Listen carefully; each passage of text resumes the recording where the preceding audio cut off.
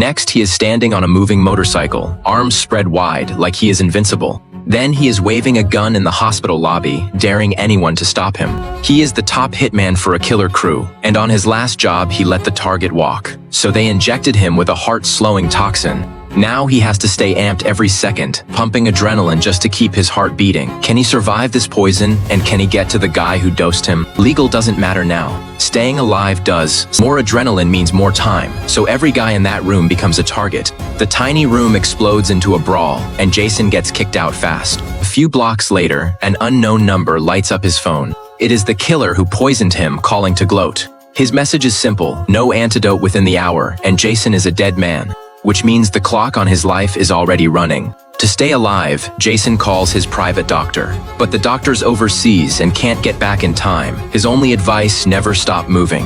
And if it gets bad, hit a hospital for an adrenaline shot. So Jason tries to outrun death with pure speed. But things keep getting worse. Jason's driving finally catches the attention of traffic cops. To shake them, he drives right into a mall. He tears through the aisles, knocking shelves over everywhere. Mid-drift, the car slams into an escalator, so Jason ditches it and runs. A taxi sits at the curb, and he climbs in. Seconds later, his chest is burning. The poison is kicking in. He tells the driver to blast something loud. The song ends, still not enough, so he runs into a convenience store. He slams the cashier to the floor and grabs every energy drink and snack. Back in the cab, he wolfs it down, then heads for the hitman's headquarters. Jason snaps and moves to attack, but the guards around him are armed. Then his guy calls. Ricky's brother is eating at a restaurant right now. That is his opening, so Jason changes his plan on the spot. He'll trade the brother for the antidote. Jason walks into the restaurant. He lets the brother spot him, and the guy chases him out with a gun.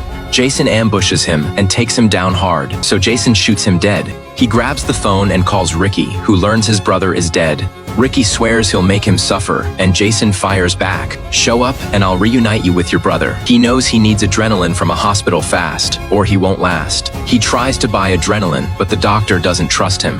The pharmacist refuses and calls the cops. Nasal spray on the counter gives the same rush, so he grabs several boxes and runs. Cops show up, so he hides in a room closet.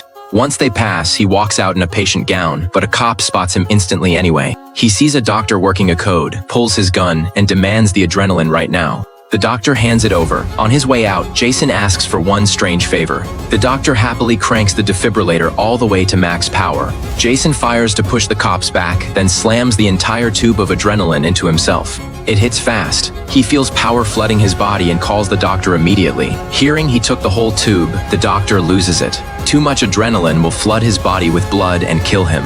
He has to burn it off fast. He bolts outside. A crowd is watching his face on a big screen, and they notice him standing there.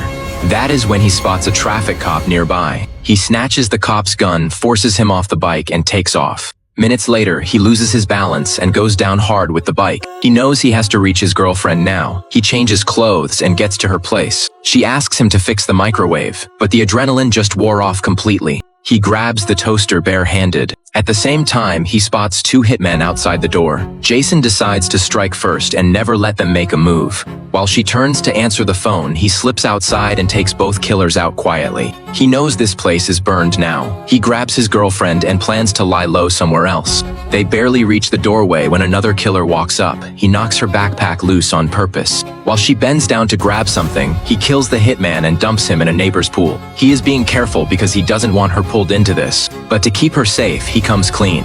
He tells her who he is and how he got poisoned.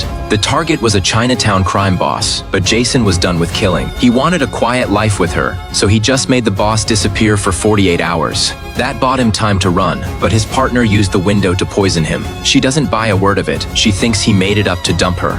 She breaks down right there and starts screaming at him. And of course, that is when the poison flares up again. He is in agony, begging her to help him fight it down. So the two of them start brawling in public while people stop to watch. Even the kids on the school bus are glued to it. Then his guy calls. He says he has found the poisoner. But when Jason arrives, it is a trap. His guy is already dead and the poisoner was never there, surrounded on all sides, with no way out. His girlfriend shows up and pulls every gunman's attention. Jason takes the opening, drops 2 of them, and uses his dead friend's body as a shield to back out. He reaches her and they drive off. After all that, she finally believes everything he told her. The cars catch up again, and this time she helps spike his adrenaline on purpose. That one move switches him straight into kill mode. He raises his gun and wipes out every car behind them. They lose the killers, but the fight leaves him completely drained. To force his blood pumping, he slams a nail straight into his own thigh. He feels nothing, but the doctor arrives just in time. A synthetic serum keeps Jason alive for now. The doctor says it only buys time, no cure. Jason isn't the type to sit and wait. He calls Ricky himself and sets up a face-to-face. Ricky knows he is dying, so he agrees right away. Jason shows up at the meeting spot alone, but they strip his life support device and every weapon. Inside, he finds the organization's boss too. The boss and Ricky are partners. Jason failed to kill Donkin, so the boss had Ricky inject the lethal poison. Seeing Jason still standing, the boss wants a second dose. Jason snaps. He lifts his hand like it is a gun.